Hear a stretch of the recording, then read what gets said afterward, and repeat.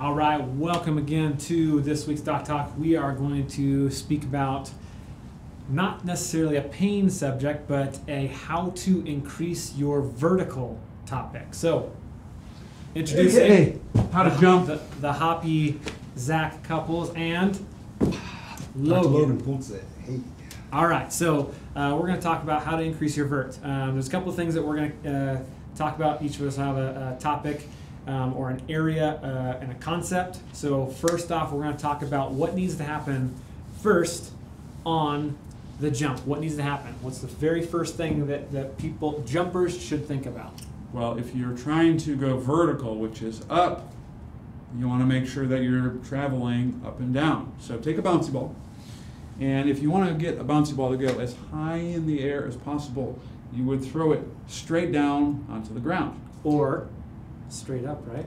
Because then it would be falling from Well, like if you threw it up and then it went down. And then it went down. If you threw hard downward, though, it would go pretty upward. Yeah, he's right.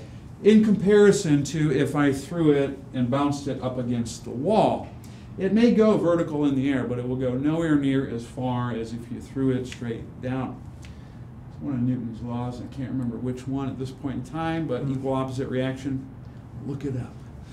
So we want to make sure that when you're jumping, that your body goes vertical, it goes straight up and down. So you want to get good knee bend, you want your hips to travel straight downward, and then you're going to jump upward. And the same thing with landing. In order to make sure that you absorb the landing, you don't land stiff-legged and things like that, you want the same knee bend and hip displacement as when you land. Think of it this way. If you go on top of the roof of your home and you fall off of it. I don't want to think about this. Yes. Don't think about it. But when you land, you want to make sure that you're not landing stiff-legged unless you break your legs. So we want to try to dampen that landing as much as we possibly can. Knee bending and dropping the pelvis downward can help with that, making sure that your landing is as soft as possible. Good. Yeah, don't try that at home, just be clear. No jumping off of houses. So next up is the arm swing. It's pretty pivotal. So what do we got, Dr. Logan?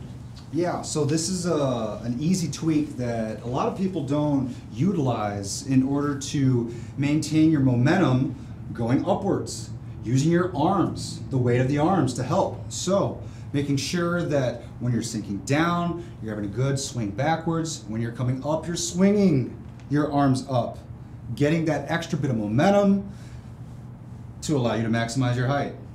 Good. Okay, so we have arm swing, and we have going straight down with the pelvis, thinking about knee bend right off the bat. And then this is more conceptual. If you want to go higher, that doesn't mean you necessarily have to go lower. So our body works best in some of its more neutral ranges, as opposed to going all the way to the end range. If I do a bicep curl and I put 100 pounds out here, it's really hard to get that to start moving. But if I put 100 pounds in my hand and I'm already here, I can maybe budget. I don't know, 100 pounds is a lot, but you know what I'm saying. We're trying not to be at all the way to our end range. We're trying to get into those ranges where we feel the most strong, and that's going to produce the most power or the most height. So first up, we're going to look at a box jump. This is what Dr. Couples likes to use to start initiating his cue, which is a knee bend. So you want knee bend at the start and at the landing. Easy way to get both of those is to take a seat. Just have a seat. When I'm in a seated position, and this is probably a bit too low, I would probably sit here. Nice transition. Yeah, Very I nice get transition. a nice knee bend, which is appropriate with what Dr. Booth was saying. I'm sitting and chilling at the hips, so I'm getting that vertical position that I want.